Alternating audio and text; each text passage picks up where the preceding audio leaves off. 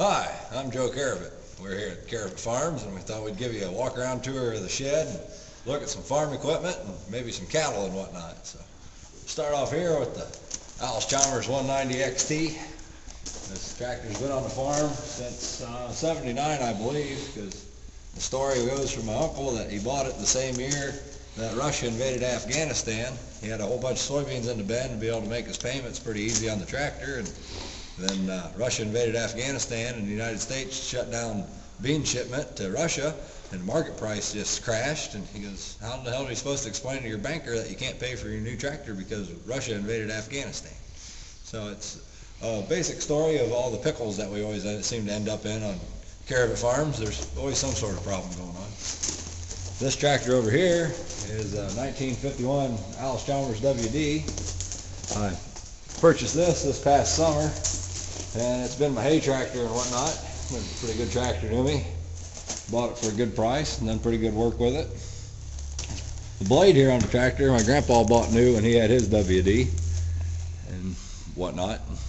So here's the tractor. Here's our mighty 2-row corn picker.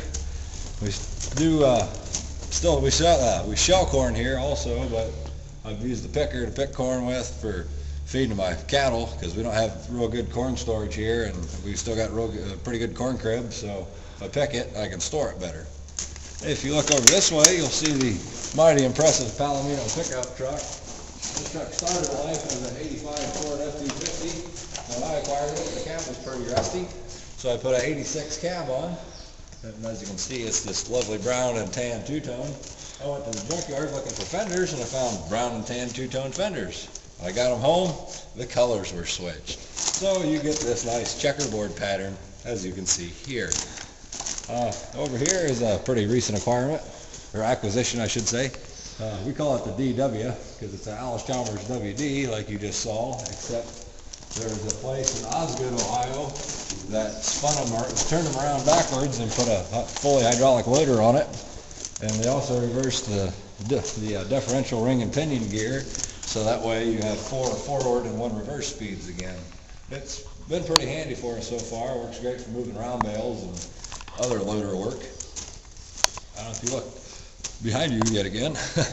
Here's my Allis Chalmers roto baler, which I acquired about a little over a year ago.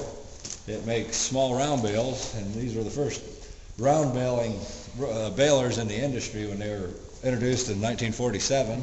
They produced them up till about 1962, I think, then discontinued them, and due to demand, they came back out with them in 1971, 72, and 74, or something like that.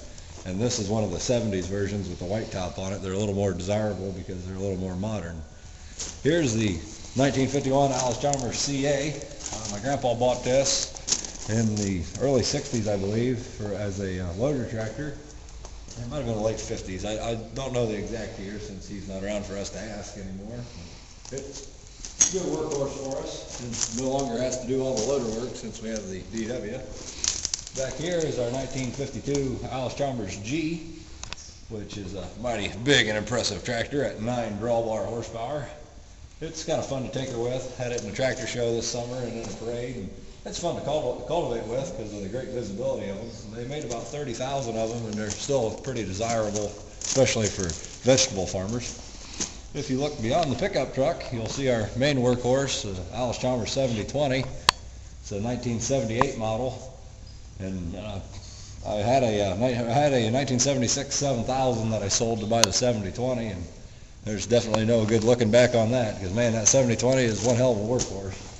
In the corner there, behind the 7020, is my 1937 WC. My grandpa started farming with the 36, so I wanted one and acquired that one, and it's a fun tractor. Put it in tractor shows. I pulled with it this summer and didn't do real good, but I had fun, and had it in a parade in Salina. And behind that, the big silver thing you see is our Gleaner L2, which we had 3 K combines, and I sold all those off and bought one L2. The machine is impressive. Maybe later on we can take you up and you can look around in the cab and all the modern push button controls with the electro over hydraulics.